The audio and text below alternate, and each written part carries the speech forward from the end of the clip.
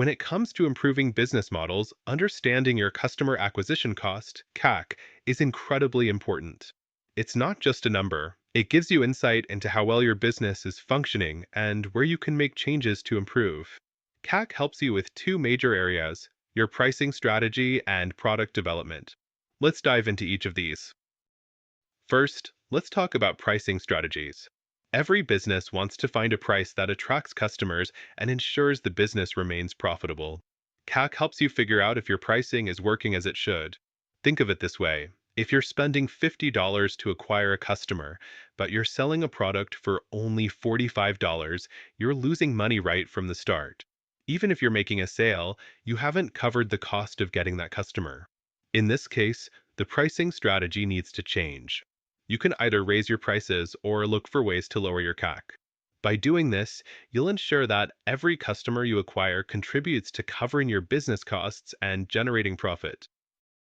For businesses with subscription models, CAC is also a key factor.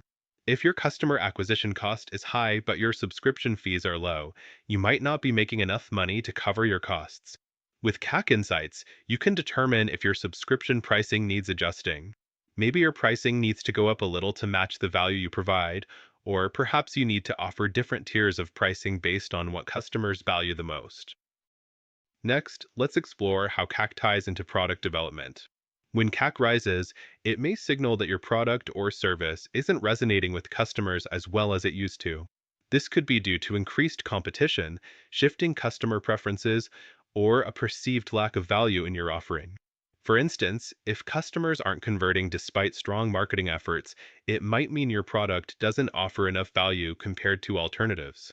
CAC data can guide you to enhance your product, whether by improving features, addressing unmet needs, or refining the user experience.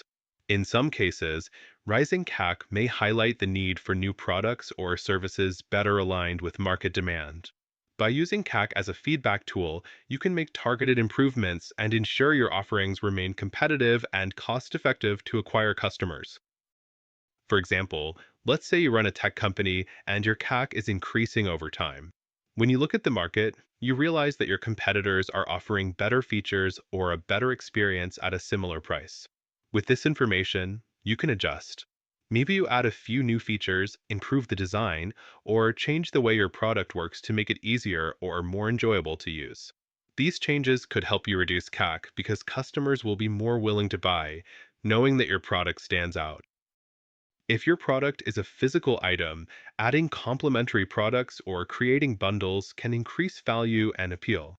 For example, bundling a coffee machine with premium beans or a cleaning kit makes it more attractive without raising acquisition costs.